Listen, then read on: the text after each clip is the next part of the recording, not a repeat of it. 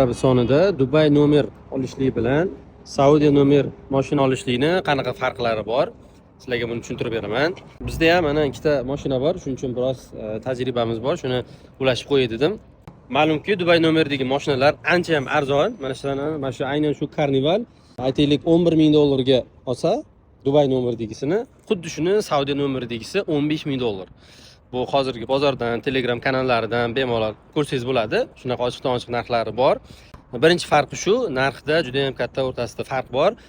Ikkinchi o'rinda ko'p Dubay nomerlarga hali ham jarima umuman kelmaydi. Masalan, men nomerim bitta DL, xuddi shuni ikkitaligi bor. Kichkina harfli ikkitaligiga umuman jarima kelmayapti hozirgacha.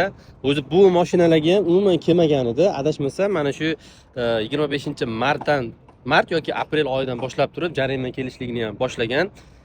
Va yana farqlaridan biri, buni egasi Dubayda bo'lganligi uchun masalan Saud nomerda va Dubay nomerida siz postni to'xtatsa, Saud nomerida ba'zida ko'p holatlarda asl egasini siz unga kimligingizni, dovernisingiz deydimi, ana shu dovernisini qattiqroq so'raydi. Saud nomerlarga vakilini so'raydi.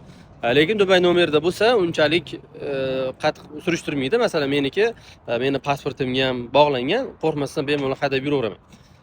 Bog'lanmagan bo'lsa ham shunaqa ancha qulayligi bor shu tomondan.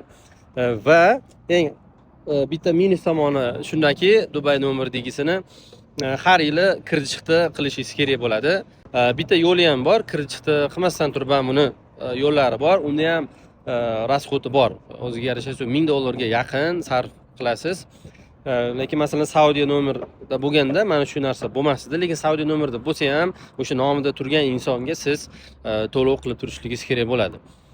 Shunaqa gaplar. Bizda ham mana ikkita mashina bor, shuning uchun biroz tajribamiz bor. Shuni ulashib qo'yay dedim.